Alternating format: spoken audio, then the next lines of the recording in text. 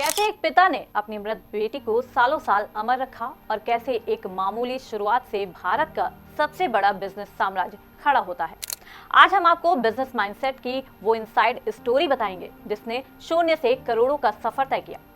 साल था 1969 जब एक 24 साल के लड़के ने साइकिल से निकलकर भारत की एक बड़ी मार्केट में बवाल मचा डाला था। एक 24 साल का दुबला पतला लड़का जिसके पास केमिस्ट्री की एक डिग्री थी और जेब में Gujarat geology and mining department की एक लोअर क्लास सरकारी नौकरी। नाम था करसन भाई पटेल। सब ठीक चल रहा था, लेकिन अचानक उनकी बेटी जिसका नाम था निरुपमा, वो अचानक दुनिया छोड़कर चली गई। करसन भाई टूट चुके थे, लेकिन वे अपनी बेटी के नाम को हमेशा के लिए अमर कर देना चाहते थे। यहीं से शुरू हुआ एक ऐसा पागलपन जिसने भारत के बिजनेस इतिहास को हमेशा के लिए बदल दिया। घर का बैकयार्ड जो कभी फालतू कामों में इस्तेमाल होता था, उन्होंने इसे लैब में बदल डाला और कई दिनों की रात काली करने के बाद करसन भाई के हाथ वो फॉर्मूला लग ही गया जिससे तैयार हुआ भारत का वॉशिंग पाउडर।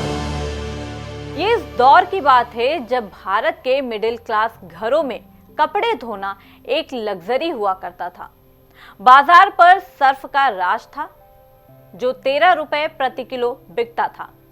आम भारतीय के बजट से कोसों दूर था। तभी एंट्री होती है 24 साल के एक सरकारी केमिस्ट करसन भाई पटेल की। उन्होंने अपने घर के पीछे एक ऐसा पीला पाउडर तैयार किया जो कपड़े भी साफ करता था और जेब भी। उन्होंने इसका नाम रखा निरमा, अपनी दिवंगत बेटी निरुपमा की याद में।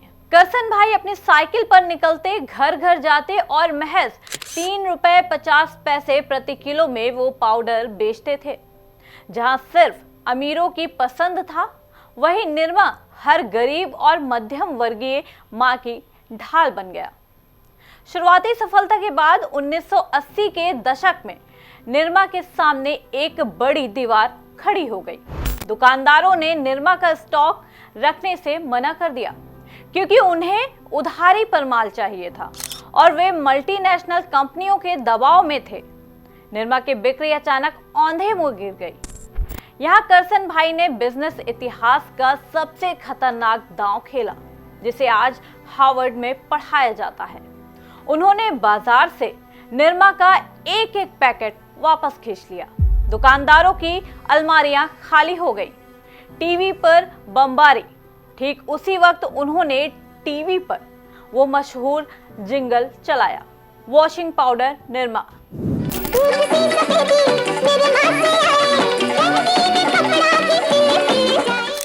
सबकी पसंद निरमा, सफेद फ्रॉक वाली वो नाचती हुई लड़की हर घर के टीवी स्क्रीन पर छा गई। विज्ञापन देखकर जब महिलाएं दुकानों पर गई तो निरमा गायब था।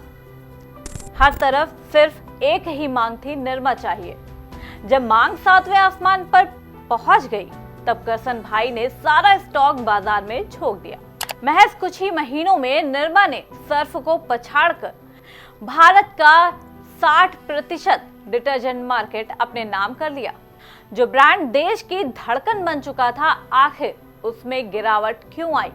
इसके पीछे कोई एक गलती नहीं बल्कि वक्त के साथ न बदलने की जिद थी। मल्टीनेशनल कंपनी HUL निरमा की सफलता से बौखला गई थी। उन्होंने ऑपरेशन स्टैग चलाया और व्हील डिटर्जेंट लॉन्च किया जिसने सीधे निरमा की कम कीमत वाले बाजार पर हमला बोल दिया।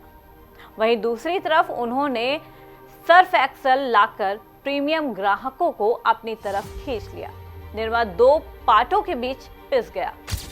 जैसे जैसे भारत की अर्थव्यवस्था बदली, लोगों की कमाई बढ़ी, लोगों की मानसिकता बदलने लगी। जो बहुत सस्ता, शायद उसकी क्वालिटी खराब है। निरमा ने खुद को हमेशा सस्ते ब्रांड के रूप में प्रमोट किया था।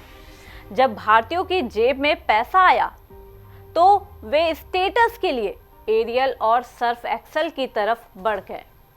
निरमा अपनी सस्ती इमेज से बाहर नहीं निकल पाया। बिजनेस में एक ही फॉर्मूले से जीत नहीं हो सकती। अगर आप वक्त के साथ अपनी इमेज और रणनीति नहीं बदलेंगे तो उपभोक्ता आपको एक खूबसूरत याद बनाकर इतिहास के पन्नों में दर्ज कर देगा। ठीक उसी जिंगल की तरह जो आज भी हमारे कानों में गूंजता है लेकिन वॉशिंग मशीन में नहीं दिखाई देता।